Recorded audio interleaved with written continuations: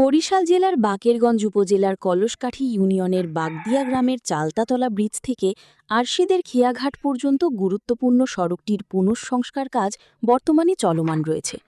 বাকেরগঞ্জ উপজেলা প্রকৌশলী অধিদপ্তর এলজিআরডি এর তত্ত্বাবধানে এবং মেসার্স এসএম ইন্টারন্যাশনাল নামের ঠিকাদারি প্রতিষ্ঠান ১,৭৯,৪২,৯৫৬ টাকা ব্যয়ে এ প্রকল্পের কাজ নির্মাণ শুরুর স্থানীয় লোক ঠিকাদারের বিরুদ্ধে অভিযোগ তুলে নিম্নমানের নির্মাণ সামগ্রী দিয়ে সড়ক নির্মাণের কাজ করে ঠিকাদার রফিকুল ইসলাম ও কিছু স্থানীয় প্রভাবশালী লোকের সাথে জড়িত আছে বলে জানিয়েছেন।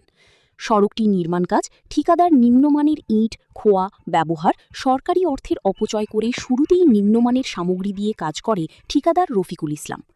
এ বিষয়ে ঠিকাদার সাংবাদিকরা রফিকুল ইসলামকে মুঠোফোনে বারবার ফোন করা হলেও তিনি ফোন রিসিভ করেননি।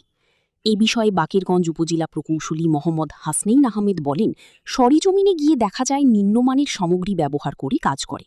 ঠিকাদারকে উন্নয়নমূলক সঠিক মানের সামগ্রী দিয়ে সড়কের কাজ শুরু করার কথা বলা হয়েছে। আমার নাম সিরাজুল ইসলাম খান, বাগদিয়া গ্রাম। রাস্তা থানা কাউন্সিল রাস্তা আশিদের খেয়াঘাট কলসকাঠি হইতে সম্পূর্ণ রাস্তা পচা ইট দিয়ে করতে আছে।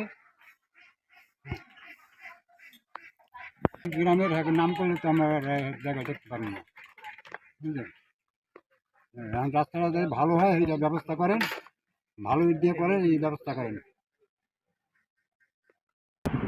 রিসেন্টলি আমরা অবগত হয়েছি কাজের বেশ কিছু ত্রুটিপূর্ণ মালামাল সহ ঠিকাদার কর্তৃক সাইডে নিয়ে এসেছে। আমরা সাথে সাথে এটির ব্যাপারে ঠিকাদারের সাথে মৌখিক এবং লিখিতভাবে জানিয়েছি।